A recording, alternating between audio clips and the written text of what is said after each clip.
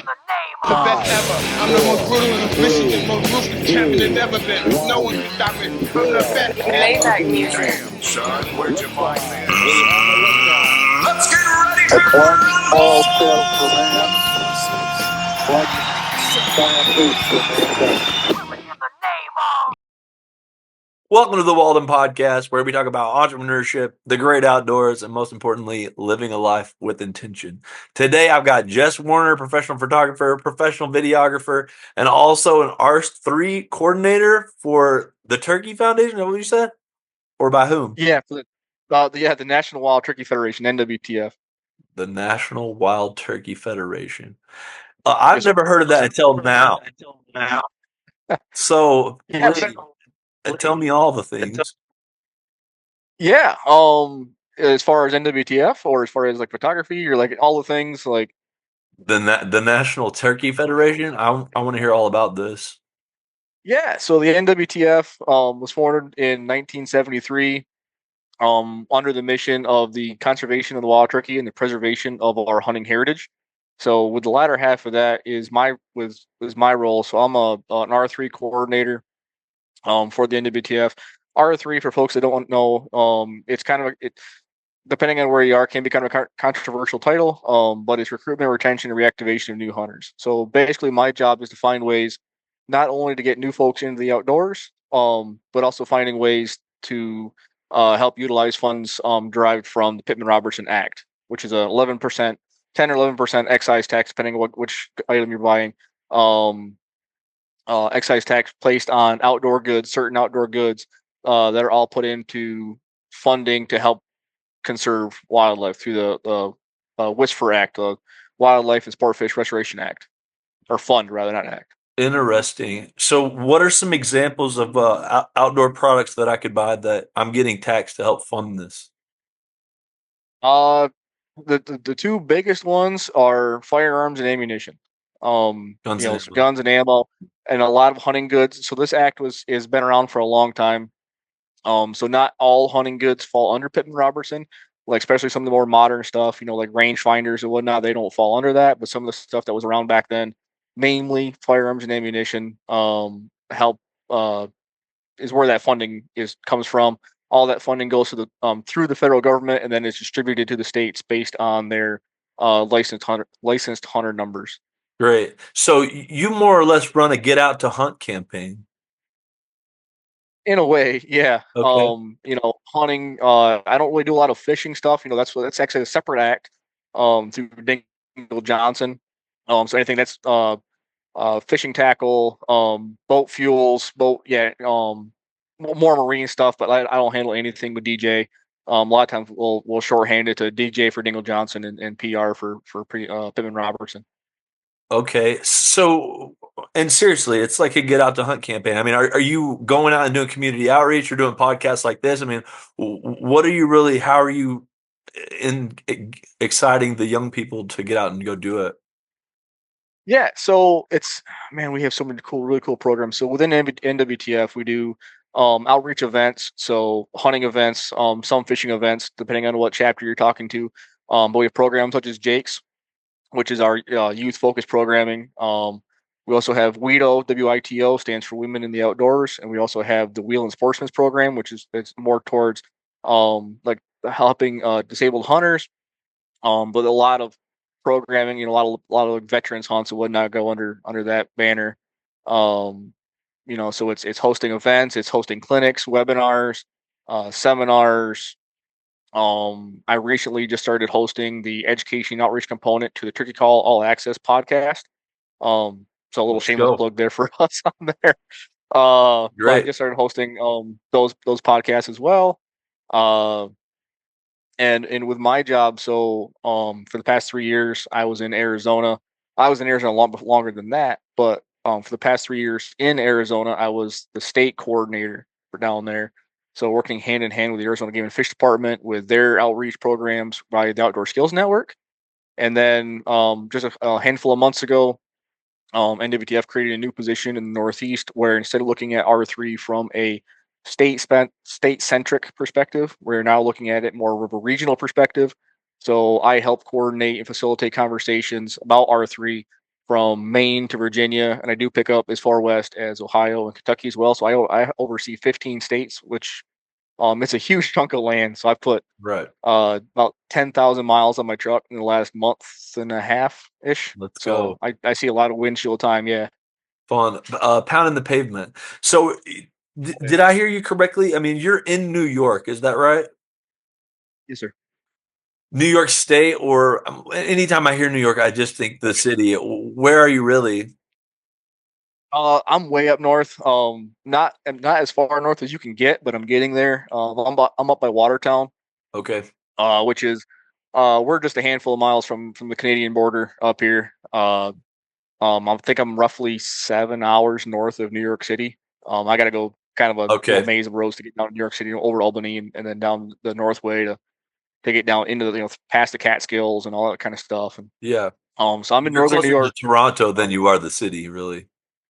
I am, yeah. So it's kind of funny. Like, I worked for DEC for a number of years. The Department of Environmental Conservation, which is our DNR. Folks are probably more familiar with that acronym. I was a wildlife technician. That's how I got my start in the outdoor world. Was through the wildlife field. But where I worked, the best radio station was in Kingston, Ontario. So we listened to Canadian rock more than anything else. Listen to like Nice. the Tragically Hip and the Trues and Monster Truck, and that's what we always listened to. Because I mean, I'm a country boy. I listen to country a lot, but that was the only station that came in clear, really. Fun. That's funny.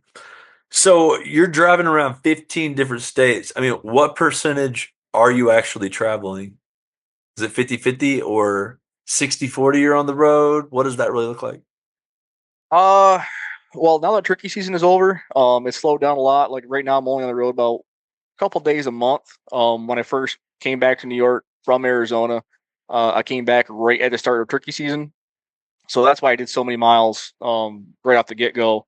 It was turkey season. There was programming going on all over that was already happening, based through our volunteers and through our partner agencies and organizations.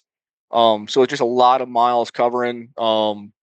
And so going there, we had the NIAFWA conference, the Northeast Association of Fish and Wildlife Agencies. I was attending their conference in Cape Cod. Fun. A little while after that, I was in Mobile, Alabama for the R3 symposium hosted by the Council to Advance Hunting and the Shooting Sports. I'm doing a lot, that's obviously outside of my region, but these more national level meetings, just kind of bouncing on. And that's where a lot of then I had to go back to Arizona, finish up some stuff out there, finish the move, all that kind of stuff. So that's what really added a lot of miles Sure. to that. But now that we're in summer, I'm only putting on, I don't know, just a few hundred miles a month right now. And then once deer seasons and, the more the hunting seasons open up, as the fall progresses, I'm going to be racking up a lot more miles. I don't know how many yet, but it's going to be a lot of windshield time, a lot of time blowing duck calls, just trying to stay awake. I'm sure. Do you have a favorite hotel chain? Where are you staying? Because you're going to have all the points, right? Oh, I got a lot of points. Yeah. If I have my druthers, the La Quintas, however you pronounce it, Yeah. they're my go-to. Like there's one when I go back and forth from the west. There's one in Elk City, Oklahoma. It's right off the 40. It's basically shares a parking lot with the Loves, so it's great for having a dog. I hit the La Quintas all the time. Let's go. It's been So Oklahoma City or you said outside of Elk City in Oklahoma? Elk City, yeah. I don't even know where Elk City is. Is it pretty small or no? It's a smaller little. I'm not even sure if it's technically a city or it's It's a hotel. It's a La Quinta for sure. Yeah. I mean, it's got a few other hotels in it. Like there's a Wendy's and a couple like good steakhouses, and but it's like 2.5 hours east of Amarillo, Texas. So it's just over the Oklahoma border when you're coming east. Yeah, up the Panhandle. Fun. Yeah, just below. So our R3 coordinator for the National Turkey Federation, you had to be pretty passionate about these turkey to do that role, I would imagine. Where do you land? Are you a big turkey hunter, or what's your deal there? Oh yeah. Yeah. Like I think before we hit click for the record, I think I said it is I'm a bird nerd at heart. Anytime that I can get around something with feathers, I'm happy. So it doesn't matter if we're talking about turkey hunting, I grew up in the turkey woods. So turkey hunting, quail hunting, grouse hunting, prairie grouse, or even right now in the summertime, just taking a pair of binoculars and getting out in the woods and photographing songbirds, for something to do. I mean, that gets me just as happy as following my bird dogs. Yeah, absolutely. So all the birds, is what I'm hearing.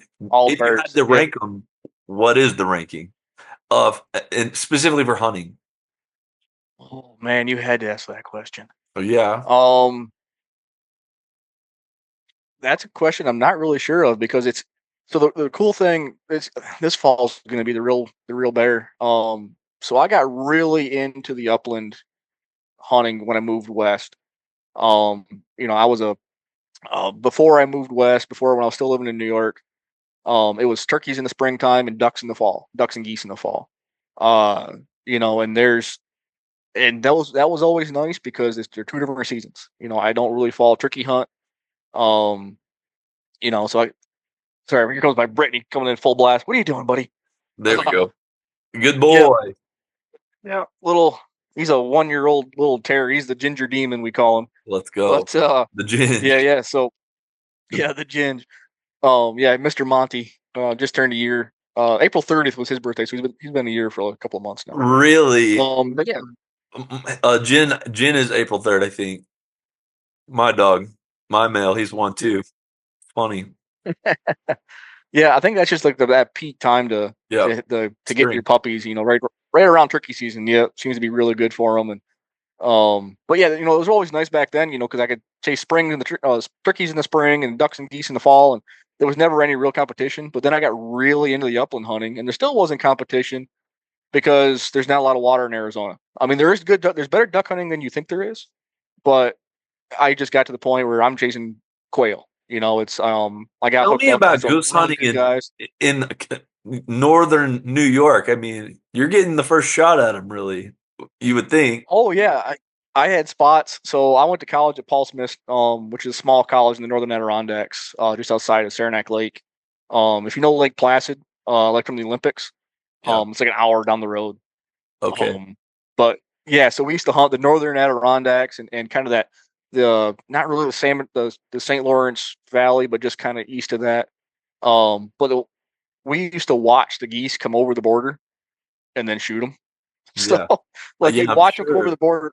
Yeah, you'd watch them come over the border about 2 miles away and let them get close enough, and then start laying on the calls, and you can corkscrewing down, and we'd be able to get some birds. But it was always kind of funny because you could watch them cross. They don't have to answer to Border Patrol. They just come right over and we're gonna have some fun. Yeah. Yeah, I mean, by the time they're getting to Texas, they fly all the way to Mexico. A lot of times in South America, it's like head that way. You got people on the border of Texas. By then, they've survived shots already. 9 times out of 10, they've already been shot at. It's a totally different game when you're the one in the north, right there, just waiting for them to cross the border. I would imagine. Yeah, exactly. We're getting them. A few of the guys on the Canadian side, either on the Ontario or over on the Quebec side. There's a few guys that hunt them, but their hunter populations aren't nearly what ours are. So like a few guys get a crack at them, but for the most part, we're hunting fresh birds.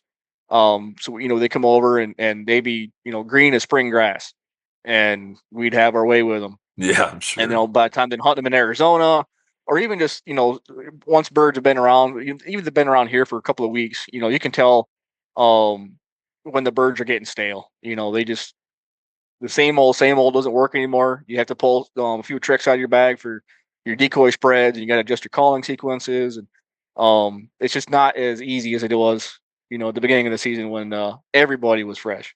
Yeah.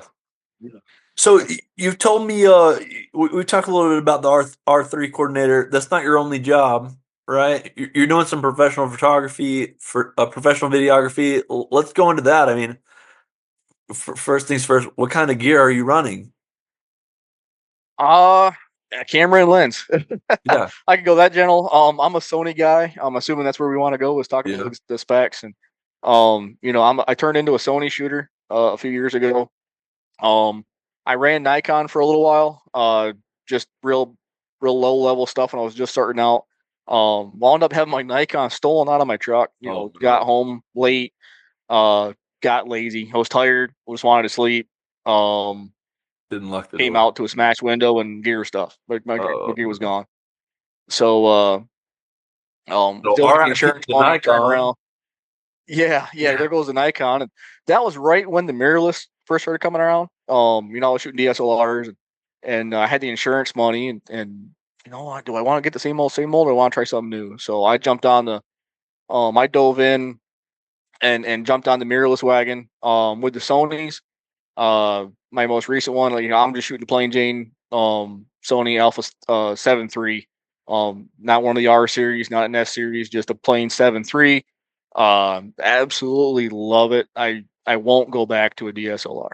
I'm shooting a battery grip on mine, so I got 2 batteries and a few extra controls hanging off the bottom of my main body, and it's with the extra battery, and it's essentially the same size as a standard DSLR battery body. And I just absolutely love the mirrorless setup. You couldn't pay me to go back to an SLR. Nice. And then for lenses, I've been kind of I've been going back and forth. I shot. I was doing a lot with the just the Sony, the native stuff. But that 70 to 200 range, and then absolutely loving that setup. But there was a few. So I got my start. Probably should actually start with that. Instead of going right into my tech gear. It's kind of because the tech gear kind of transformed with my photography. If you don't mind going that route. Yeah, I would love to hear the evolution of it for sure. Yeah. So it actually kind of started out. When I first started photography. So I've been a wildlife guy for a long time. I've had an outdoor career for a little over 10 years, closer to 13 years now. I think about it. Anyway, so so I'm in the field a lot, and it got to the point where I was just taking cameras out and just kind of photographing anything that I thought was cool. Whitetails, songbirds, maritime birds. I was doing a lot of cormorant work and terns and that kind of stuff. So I was getting some really cool photos with that. And then I went up to Arizona, and I was still doing that, just kind of like haphazard photography, kind of here and there. And then I was supposed to go. Then my truck got broke into, so I wound up getting the mirrorless, and I was still doing kind of haphazard stuff. And it was before I really got into the upland side. And then I drew an Arizona September bull tag. It's my first ever bull elk tag in Arizona. Yeah, let's go. I drew this tag. Yeah, and I wasn't, photography was the wayside. I'm going bow hunt. I'm going to go elk hunt. And 2 weeks before elk season opened, my gallbladder went bad. I had big old gallstones. The doctors have a few theories. Like, I grew up on well water. They thought maybe some of the minerals in the well water got in there. Really? Yeah. So like a lot of my family, we don't have gallbladder. It's kind of a thing around this area. Seems like, anyways. But anyways, so I wasn't gonna go on this elk hunt, and the whole time leading up to that, I was getting more and more involved with my local Quail Forever chapter. It was the Valley of the Sun chapter, Quail Forever in Phoenix, Arizona. And the president, guy named Pat Moore, he owns Black Tree Kennels just outside of Flagstaff, and he was saying, "Hey, I'm every year I do the sharptail hunt up in Nebraska. You should come. You jump in the truck. Let's go." I was like, "No, I'm going to go elk hunt. I'm going to go elk hunt. Thank you. I've never been in Nebraska. Thanks for the opportunity. I want to go kill an elk." He's like, "All right." And lo and behold, this gallbladder thing happened, and he asked me one day about the elk hunt. I said, "I can't go. So I can't." I tried hiking up the mountain like a week after surgery. My dumb tail. I'm not sure about cursing on here. So my dumb tail tried put 25 pounds in a backpack and tried hiking in the mountains. I made it a mile up the trail, and I can feel the stitches starting to tear, in my belly and in my gut. And it's like, this ain't gonna work. So I hiked back, and and I'm on the phone with my better half and my parents. Like, I really want to do this elk hunt, but this ain't gonna work. So I turned in my tag. In Arizona, you can turn in your tag, and it gets donated for like veterans hunts and that kind of stuff. Sure. So my buddy was texting me, saying, "Hey, how's it going with the elk hunt?" I said, "I can't go. I'm not gonna be able to do this hunt." He said, "Well, this, the offer is still here. come up and sharp tail hunt with us. All right, sure, whatever. Yeah. So my only dog at the time was a Labrador. So and to jump ahead a little bit, Nebraska sharptail is not Labrador country. Where did you go to the Sandhills or where'd you go? Western Nebraska. That's about as close as I'm going to get in that conversation. Okay, understood. Yeah. But there was sharptails there, put it that way. And and he got to put some birds up and absolutely loved it. Fell right in love with prairie grouse and I was really just starting to get my feet under me as far as desert quail. And again, I was hunting with a black lab, a 90-pound black lab. Yeah. Which doesn't work well when it's, when winter temperatures during quail season are still hitting 75, 85 degrees.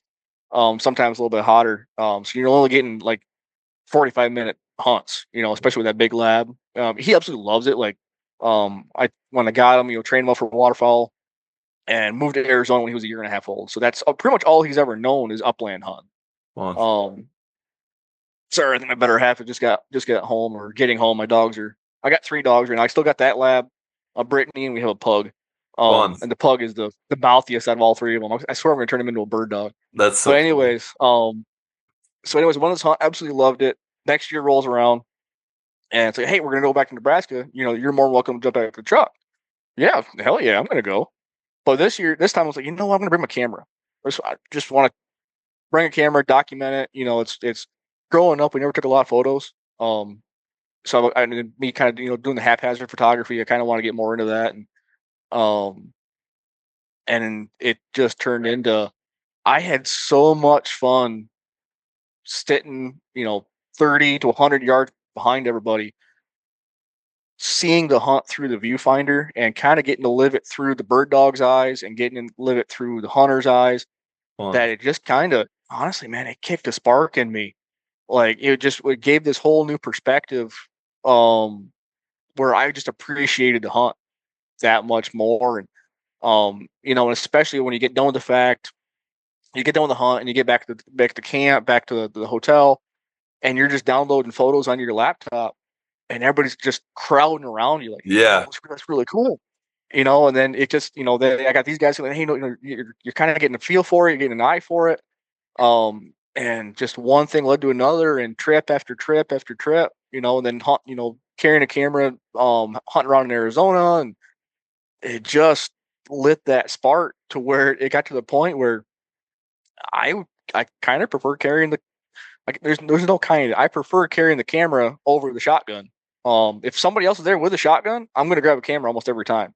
There are some times when you just got to carry the shotgun, you're especially with the young dogs or whatnot, like, having that extra gun out there and being able to get that bird for the dog, it's getting that reward for him. That's right. Got to happen. It's all about for me. But if that's not, I understand. Yeah. Exactly. So if I know that that's going to happen for that dog and like, I'm not worried about that, I can sit back and document that hunt. And it's less about documenting the hunt and more about like just capturing those memories. Exactly. With the outdoor industry, it's such a conundrum because it's a great memory. You're getting outdoors and nature, so you're wanting to unplug from your cell phone or your computer, but at the same time, you'd love to have it all on film and capture the memory. So to have somebody that wants to run the camera, that's very desirable, I'd imagine, for most outdoorsmen. Oh yeah, I started getting, I'll start getting texts and phone calls like, hey, we're running this weekend. You want to bring, hey, come out with us. But by the way, bring the camera. Kind of. Yeah. Start getting those kind of. Did you get quite a bit of the hey misters? It's like, hey, you want to tag along right here? Bring the camera. I do. But guys don't abuse it. I've been very fortunate that like the folks that I'm around, are the ones that I want to be around. Cool. So I get. So I get a few hey misters here and there, and a lot of it's kind of joking, like, hey, if you come out and say, oh no, I got, I'm hunting with so and so this weekend or whatever, and so it's been a few hey misters, but not as many as you might think. So you're coming from Arizona; it's a mecca for quail, right? I mean, have you gotten on some merns, or what all have you done there? Everything but bluegrouse. Actually, I take that back. Bluegrouse and chucker. I never got into the chucker up there in the Grand Canyon. I didn't But know yeah, there all were three of the any in the quail. Grand Canyon. There are? There's not many. Yeah, the state talks about them.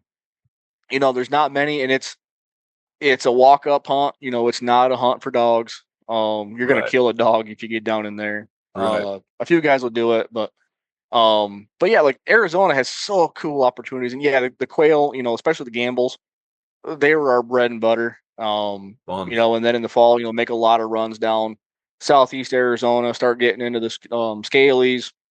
I got buddies that guide for the merge quail, so I jump in with them on their free days Fun. and be able to get out and then photograph a few hunts and shoot a few birds myself. And yeah, it's like I said, pretty much everything but the chucker. And then if you ask me like what I might have one regret about Arizona, probably the blue grouse. I always wish I got into some dusky grouse. They're not blues anymore, but dusky Sooty. grouse up there in Sooty Dusky Blues. Is that right? They're Yep. also Sooty. Well, Sooty? they're duskies down there. I think you got to get further north to get into soots. I But think they're the I know same thing, maybe. I think it has three names.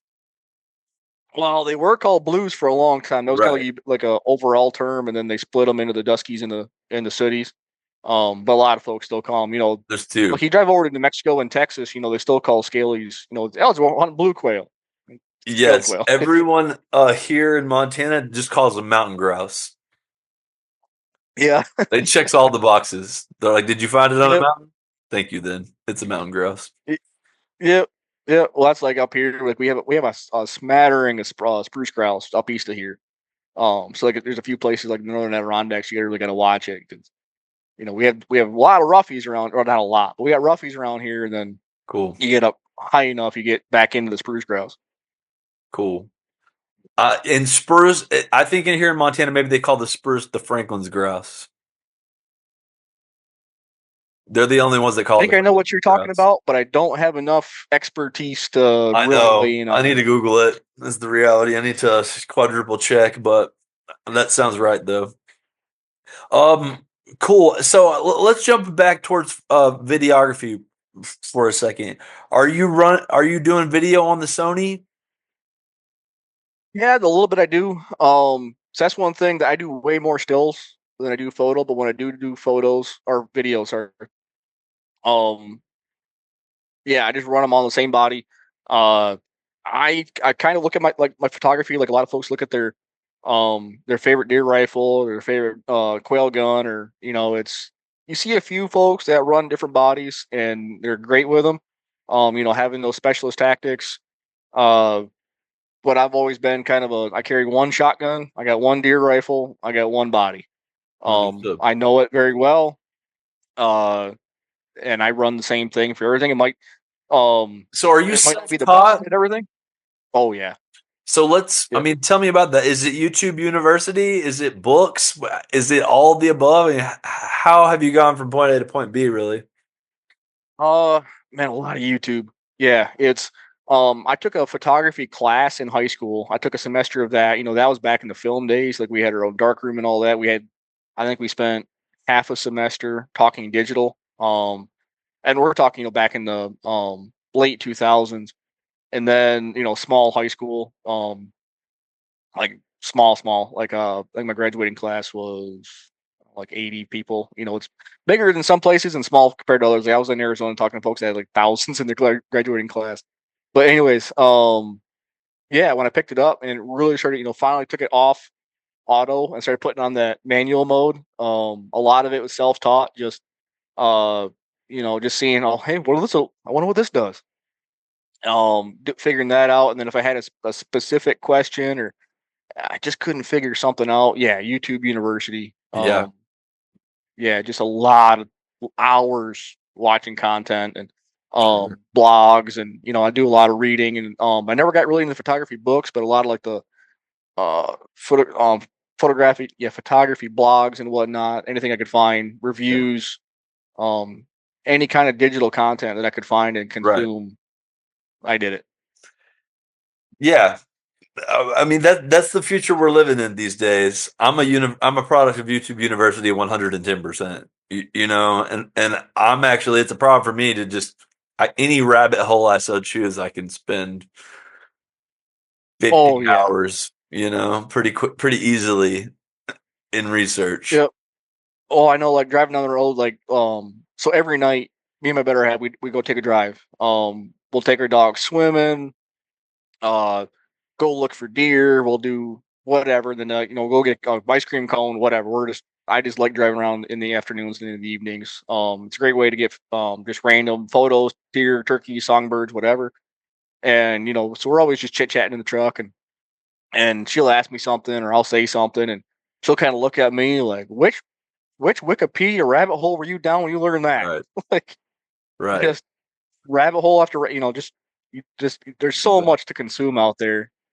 Right. There's no reason that you can't learn professional photography. There's no reason why you can't learn professional videography. It's out there.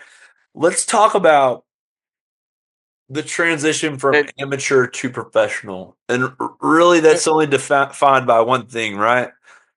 Somebody paid you for it. Yep. Let's talk about what that was like for you. The journey from going, okay, I'm not doing this for free anymore. It's for sale. And how did that come about? Honestly, I mean, the first true sales I ever did wasn't even sales. They had to going back to my buddy Pat, I was talking about the Pat Moore, is he almost had to force me to sell him a print of his own dog. 'Cause I just want to give it to him. He says, "No, dude, so you spent the time, you took, I'm gonna pay you for this." Like, and it was to get a metal print. That's all he wanted was a metal print of his dog retrieving a sharp tail from that first Nebraska, the second Nebraska hunt, the first one I took the camera on. And he says, "No, I'm going to pay you for your time. Yeah. How much is it?" And it took like a week of us texting and bickering back and forth before I finally sold him the stupid thing. There you go. So that was kind of, because I'm just one of those guys, I just love it so much. And, and I'm not making a business out of this. I just love the photography. I love getting those moments.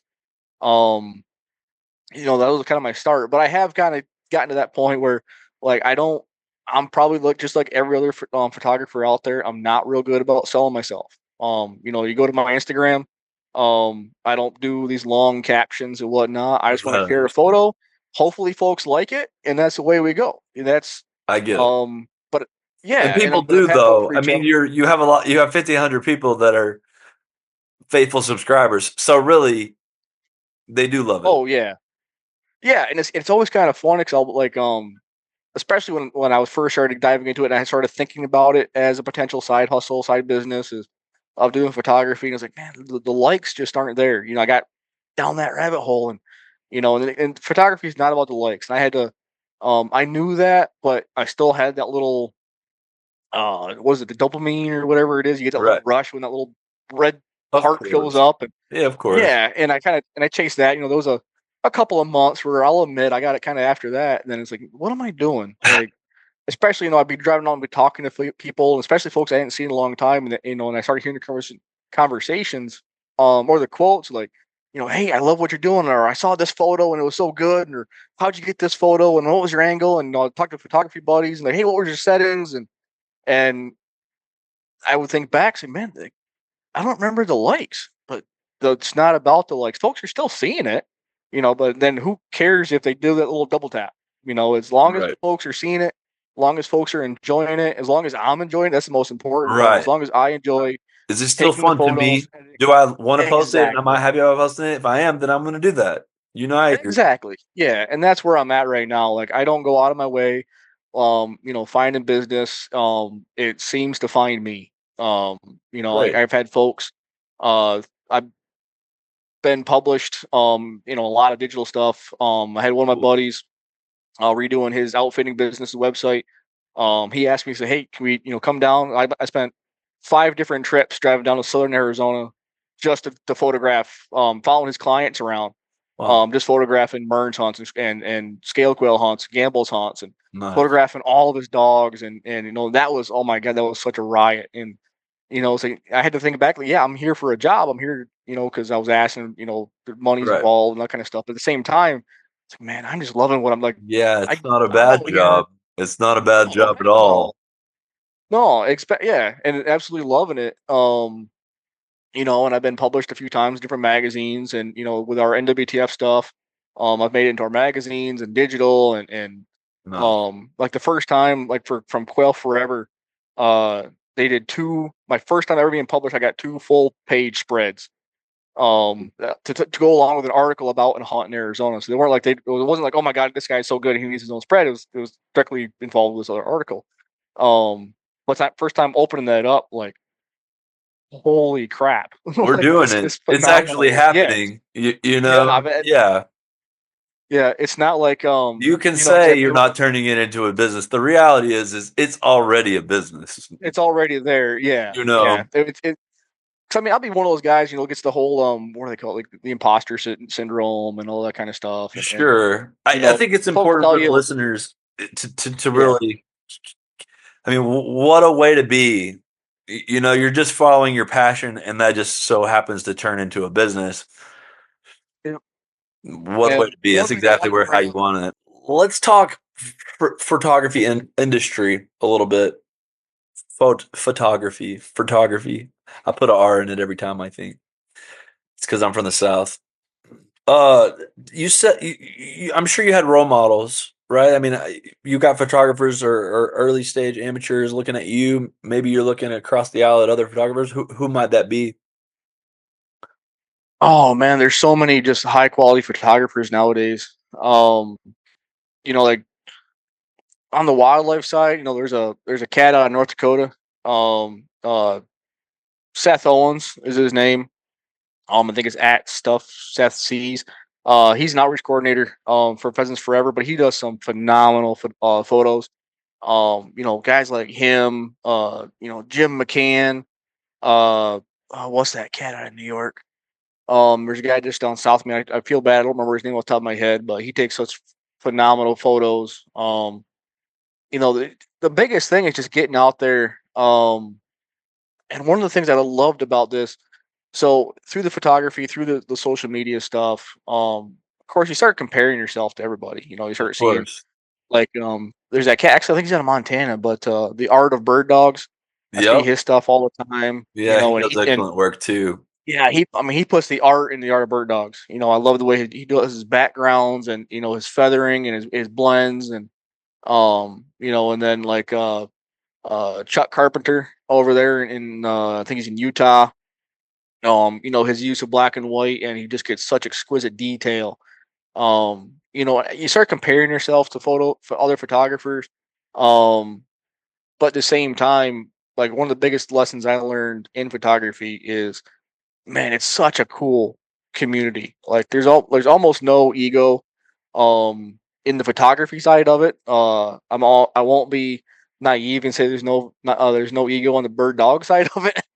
Oh, Especially of course. yeah, yeah, especially I'm a Brittany guy. I understand. So yeah, so I definitely hear a lot about running hamsters and all that kind of stuff. Yeah. But I'll tell you, my dad has a French Brittany, and we yep, took her to North Dakota one year. She might have been 1 or 2. She's a puppy still, and she got out of the kennel, and some guy's like, well, "What are you gonna do with that? It can't even see over the grass or whatever." We got out in the field, and she pointed 7 birds back to back to back, and right after that, the guy was like, "What kind of dog is that? That's a really good dog." He's all fired up. yep. So Oh yeah, the I mean little ones can make it's it happen. The little ones can make it happen. oh yeah, yeah, and like my uncle, like growing up, my first pointed bird was over a Brittany. When I was a kid, my uncle here in New York, and and I got hooked up.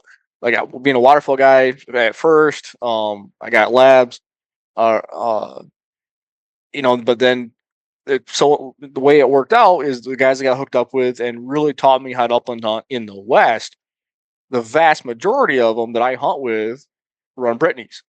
So I've always had a soft spot for them, especially little orange and whites. Like I love a good little orange and white Brit.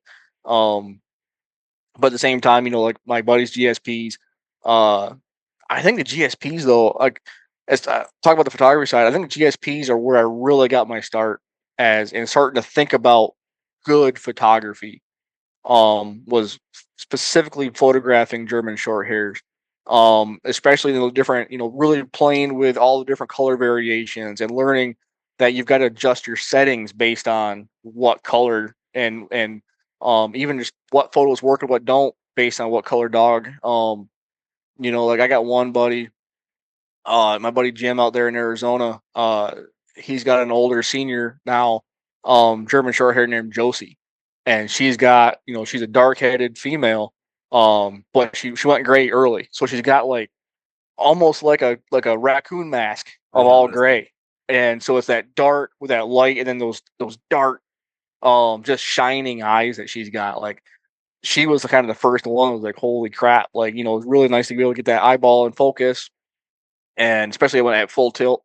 Um, when she's running hard through the brush and on the grasses in Nebraska, and so she's kind of the one I'm like, okay, maybe I can do something with this, and then photographing other, especially the dark-headed labs, or the dark-headed labs, the dark-headed short hairs, the whole liver short hairs.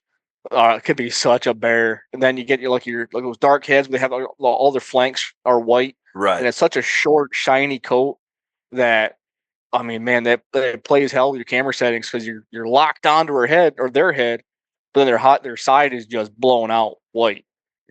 So that learning the editing process for dogs, You're dealing with all the elements in outdoor shooting. Exactly. On top of it being a very fast moving sport. Yep. It's so slow, and you may not see a bird for a few hours, but as soon as you do see birds, you realize how quick it is, Yeah, and there's so many cool opportunities though, even when for photos when you're not seeing birds.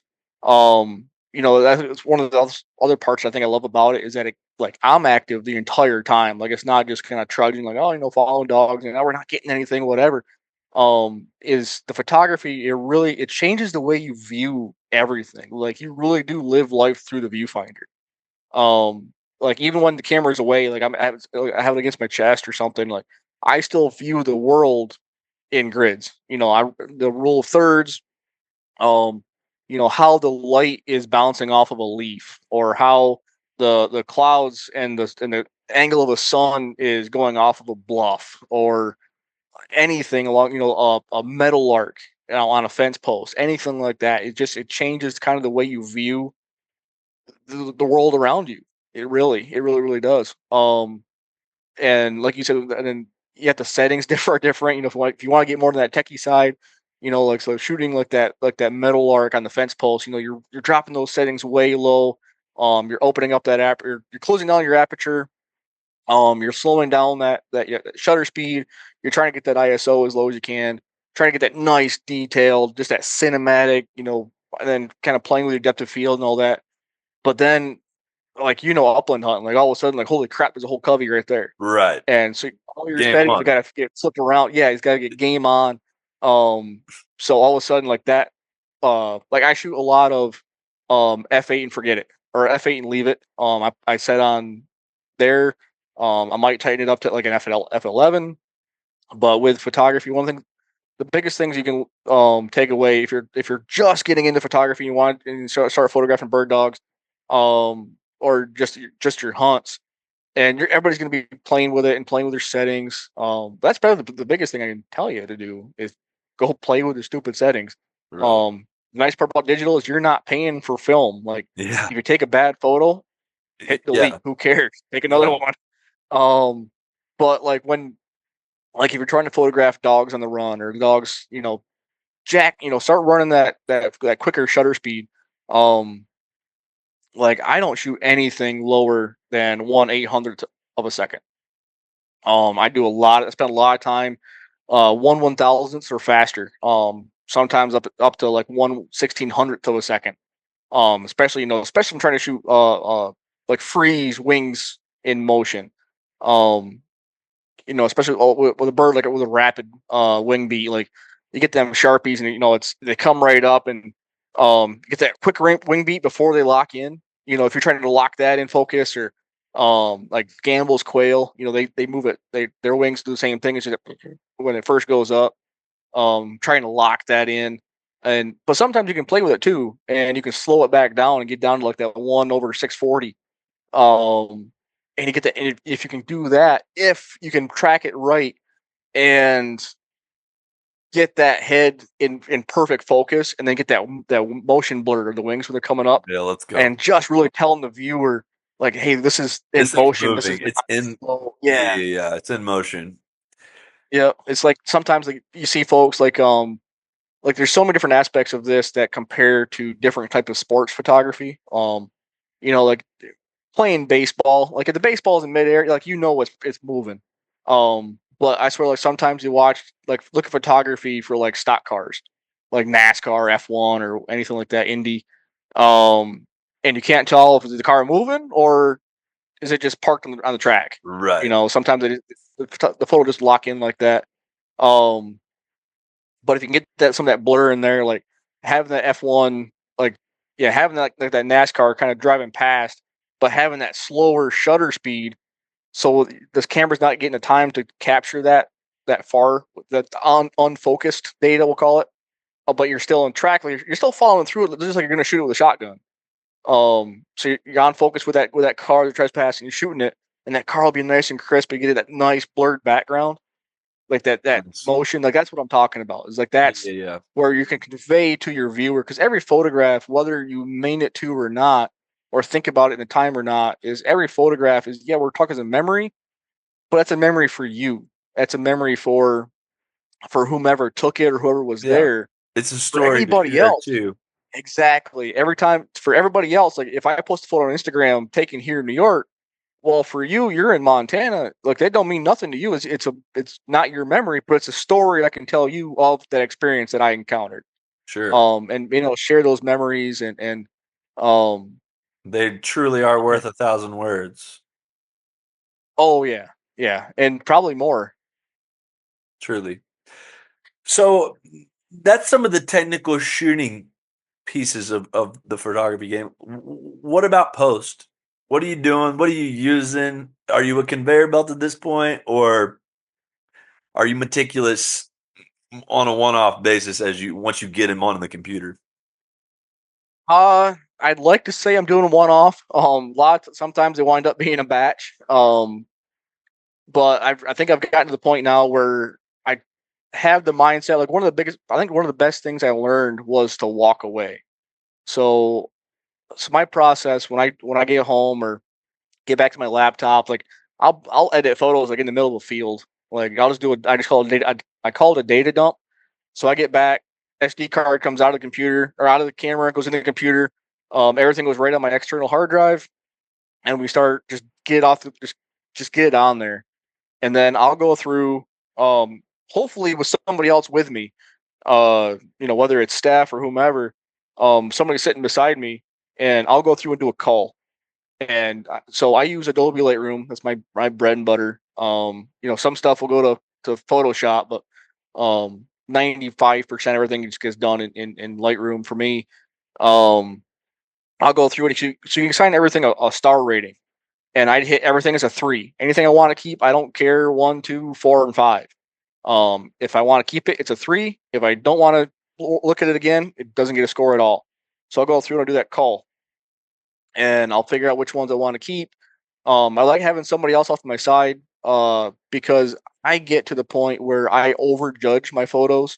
I turn into kind of a self-deprecating perfectionist. So if I have somebody like especially with her, because she's not afraid to swap me upside the head, like, "Hey, dummy, that was a good photo." And so I'll go through and I'll do that call, and I might start doing a few edits here or there, especially if there's a photo I'm really excited about. Like, like I got one in Southern Arizona this year where my buddy we had a dog go on point way up on this ridge. We're hunting Merns, and we're getting up to it, and we're trying to decide, do we trust the dog or not? And of course, the rule is always just trust the dog. You got to do it right. You just trust the dog. Yeah, and it was a spot we had been through before, and Merns being Merns. I mean, it was just a hen that held really, really tight. So we start trudging up there, this just bluff, just straight up, and I'm trying to stay back, and I was fighting it because that morning so Merns country, if anybody hasn't hunted Merns country before, It's mountainous. It's tight woods. It's really up close shooting both with a camera and with a shotgun. There's a few spots you can see a couple 100 yards, especially down the flats. But then there's spots where you can't see, 30 yards kind of areas. So I like a tighter running camera lens, like a 24-70. And then, but the autofocus motor in my 24-70 crapped out on me that morning. So I only had two cameras in my bag, or two lenses in my bag that morning, that 24-70 and my 150-600, my wildlife lens. Wow. It's the only two I brought with me. I had swap bags, and like I usually always have at least a nifty 50 with me, and I didn't even bring that little prime. So, crap. So we're hunting merged quail, and I got this. Well, it's actually sitting right here beside me. I've got this giant of a lens. The thing goes out. Beast, really. Yeah. Nice. We figured out this camera with the lens weighs more than every shotgun we had in camp. Yeah. Individual bases. You're lugging that around? Oh yeah. That plus all dog waters and I'm wearing my full vest and it's my only saving grace is I don't carry shotgun shells. But I'm still carrying extra water for the dogs and first aid kits and that kind of stuff. It's not a ton of weight, but it's enough, especially in merge country. Sure. That'll wind you pretty quick. But anyway, so I got this one. So I'm essentially trying to shoot both the guide, the hunter, and the bird and the dog with a 150 millimeter lens just on this mountainside. So I'm like trying to get all in angles, and I'm wind up shooting like portrait mode. And like a lot of my friends, I was photographing this the Valley of the Sun chapter hosts a women's event a women's quail hunt every January. It's an awesome hunt. It's one of my favorites to go and attend and help out with. But I was at one of those hunts, and we were just shooting clays and whatnot before the actual hunt started. And I'm just walking around and I'm just shooting, and I'm just trying to get these like candid shots. And you don't want to be up there like shooting right in their face, and let them know, hey, I'm taking a photo of you. Right. So I have a tendency as I come up and I hold my camera portrait mode, get my hand over there, and I just start shooting like that. So the camera's hanging vertically, and everybody started calling I'm shooting gangster. So exactly. I started calling it from there. Hold the gun sideways. Yeah. Exactly. So like I'm shooting at this 150 millimeter lens in this tight cover merge country, trying to shoot gangster up this mountainside. That's so funny. And it wound up getting, it wound up not being a photo that I deemed was Instagram worthy, but you've got the guide. You can just see the tail of a dog. It was she's an Irish red and white setter, and then you got this hen merge just kind of squirting out the corner, and I'm just, cool. It was just a fire drill trying to get this camera up and get everything in focus and in motion. And so with that 70, with my 24-70, I would have locked it in like 50 millimeters, or even with that 50 prime, would have been perfect. Would have been an awesome shot. But I'm trying to do this whole thing, shooting up this mountainside at 150, and so that's where like gear choices really come in, and you start learning that stuff, and then everybody's gonna have a different flavor. Like I shoot a lot of upland with that 150-600. Like I've carried that all over Nebraska, in more open country in Arizona. I carry it just because that 150-600, you get such a good range. Yeah, that thing is a beast. Yeah, they can get as far away from you as they need, and you can still get exactly. Yeah, exactly. And I'll do that a lot. Is I'll back up, and biggest thing is being safe too. Like I wear a lot of orange, just in case that bird does swing back. That whoever is on the shotgun knows exactly where I am, and I communicate with my hunters. Man. Exactly, yeah. But like I try to stay close. Like if we're going in on a point, like I'm conversing with whomever is the lead shooter going in that point, saying, "Hey, I'm on your left. I'm on your right. I'm going to hang back 30 yards." So like their mind is on that bird, and where it should be is on, but at the same time, everybody's with proper gun safety. Everybody's trying to be safe. So I'm trying to like just take one thing out of his equation. I'm trying to take one person out of his mind that he knows where, or she, they know exactly where I am at all times. And once I get into position, I don't move without telling them or being in a point where they can see me make the adjustment. Whether, if I go in, I say, hey, I'm going to be about 40 yards off your right. I'm going to be, 40 yards off your 5 o'clock. And if I shift over to 7, it's like, hey, I'm moving left. and I'll tell them, hey, now I'm at your 7, I'm at your 8, and just staying in that constant communication. And so far it's worked for me, and everybody seems to be really appreciative that stay in contact. You're not getting peppered and very often right now. No, That's good. it's yeah. And then the folks that I hunt with, it's I'm not afraid that if somebody, and it hasn't happened, but if somebody was to swing around and I start looking at 2 barrels, I'm done. I'm walking away right there. I would refuse to hunt with that person anymore. It's never happened. I hope it never happens. But yeah, just trying to keep that as an communication R3, do you help young people get their hunter safety? And I'm sure that's probably a quintessential part of your job, if I had to guess. So actually, that's actually not part of my job. So it is, but it isn't. So we're in direct communication with the Hunter Ed teams. We try to be. Work with Hunter Ed, working with IHEA, the International Hunter Ed Association. We do a lot of programming and content creation with them, partnering on different programmings. But R3 really, in its fullest, R3 is the next steps after hunter education. Okay. So like we're not getting them and then steering them to Hunter Ed. Hunter Ed is getting them and steering them to us. Great.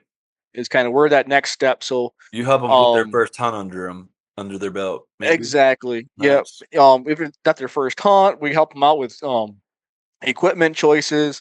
Just steer them towards anything they might need to be learning. Whether it's how to use a digital scouting app, reading OnX in order to find places to hunt, gain permission, e-scouting, that kind of stuff. Especially with the turkey side, a lot of digital, not digital, like calling seminars, equipment choices, shooting like sight-in days, just anything that can help them be the best hunter they can be for being a first timer before they ever step foot in the woods. And once they're in the woods, giving them as many tools as they can to be successful. But I also want to make sure to stress that success, we don't define success as being food on the table. It doesn't, success is not measured by a shot. It's not measured by a fill tag. It's filled by, did you learn something? Did you enjoy it? Yeah. And then, I know a lot of folks, like, they always want to measure, like, well, wasn't it a successful hunt? Did you have a good time? Then who cares? Yeah. What's the old adage? Beats the heck out of being in the office. Oh, yeah. It's better than a good day. It's a bad day in the woods is better than a good day at work. Facts. And I'm fortunate that this is my work, so I always have a good day. Likewise. Really. And I love having the conversation. Where we're at these days, you can do whatever you want for a living, and the only separation is a piece of glass. Are you willing to get behind the camera and film it? Yep. Pick whatever dream you want, really. Yep. I've been very fortunate with everything that I do, that, the way that my life has worked out. I got to go to college to work in the outdoors. I went to the Paul Smith College for wildlife sciences, or fish and wildlife sciences with a wildlife concentration. I think that's how they worded it. Got a minor in GIS, thinking I wanted to be a biologist in life. Wow, you got a minor in GIS, and now you take photos, which is GIS data. You take outdoor photos. You're using your mind. Yeah, yeah, kind of. But yeah, so like that's where I thought I wanted to go. And then I was doing the wildlife stuff for a long time. And then the outdoor mentoring, helping our next generation get into the outdoors, whether it's our youth or even just the folks that are my age, that they didn't really hunt, they didn't really know where to start, and helping them kind of navigate the outdoor space. But that, and then then the photography kind of ties into that. I've had the opportunity to photograph a lot of events that I wouldn't have normally attended. They're held by other organizations or whatever. But it's like, hey, do you mind coming out and just taking the photo? Yeah, definitely. Like, I'll come out and I don't get paid for those or anything like that. I just go out because I want to have fun. I want to help document the experience. And then that's where I kind of say like I don't really look at too much at the photography like a business because I enjoy it too damn much to be a business. I just enjoy being Understand. behind the viewfinder. It's a passion that you just so happen to make It, some money it on. really is. You know, Yeah. not a bad gig. It's Yeah. exactly where you want to be, really. Yeah. Oh, I don't make any money on it. It all goes right back into dog. It's Oh, I understand. Yeah. yeah. It all goes. It's Well, it's more like gear. it all goes back. It's Yeah, another. It's more another gear. lens. It's Whatever it may be. I yeah. understand. It's a bag of dog food here. It's a I bee get it. collar there if I'm lucky. That kind of stuff. I understand. Yeah, it's the gas money getting back and forth. It's like I make money on this gig to be able to afford to go to the next one. I understand. It's All too well, really. oh yeah. You should start somewhere. You know. Yeah, and that's just the biggest thing. You just start. Like, who cares where you end up? Just start. Just do it. The Shia LaBeouf, just do it. That's what he's trying to tell you. Just do. Well, we'll cut that in. Just do it. It was great to meet you. It's great to have you on. Thank you for sharing. If people wanted to get in touch with you, what's the best way to do that? Handles, all the things, really. Yeah, the two best ways to get a hold of me are both on Instagram. If you want to get a hold of me for like the turkey stuff, it's just Jess Warner NWTF. That's a pretty small account that I've got specifically for sharing content about the wild turkey with programming that we do. I'm not shy about sharing like other NGOs, like if National Deer Association or Fish Wildlife, U.S. Fish Wildlife Agency or service, not agency. Anybody is doing something. I have no problem sharing it on there. But my main photography page and the main place you can find me, if I'm cruising Instagram, I'm on. It's at Pretty Nimble for a Fat Kid. Which is there's a whole story behind that Yeah, I'd like handle. to And hear I don't know if I want to go into that. Okay. Yeah, if we got a little bit of time. So that was through a duck hunt actually. In my home, it's right here in upstate New York, northern New York. But I was hunting with two buddies. And it was right after a high water event. So we're hunting this wildlife management area up here, and I'm there. It was two brothers, and they're hunting in a canoe, and it's just me, and I'm in a one-man canoe. So pretty tippy. They're hard to get in and out of. They kind of suck. But we're hunting out of this, and this water was high. I mean, you get out of the canoe, and you're only about an inch and a half below your waders. At any one time, it's mucky bottom, so we're going over top of waders a lot. But we're getting birds. It coincided with a cold water event or a cold front. So birds coming down. We're having good hunts. But with the deep water, most of us are running Texas rigs, so decoys are getting blown around, and so we had to readjust the spread a few times. Well, I would always volunteer to go and do it. So I'm going over, and I'm chest deep in water, and I'm still about the size I am now. I'm not a very big guy. I'm like 5'7", a little over 200 pounds. So not a very big dude at all. And I go over and I grab that far side of the gunnel and I just jump in the canoe. Do that over and over and over again. And David Blackburn, I'm going to shout him out here because he's the one that told me. I did this probably 5 or 6 times, and then he looked over at me. He said, Jess, you're pretty nimble for a fat kid. And the way I went, just kept. And there it is. Yeah, and there it is. You're pretty nimble for a fat kid. So that's funny. That's where Jess Warner, everybody, at Pretty Nimble for a Fat Kid.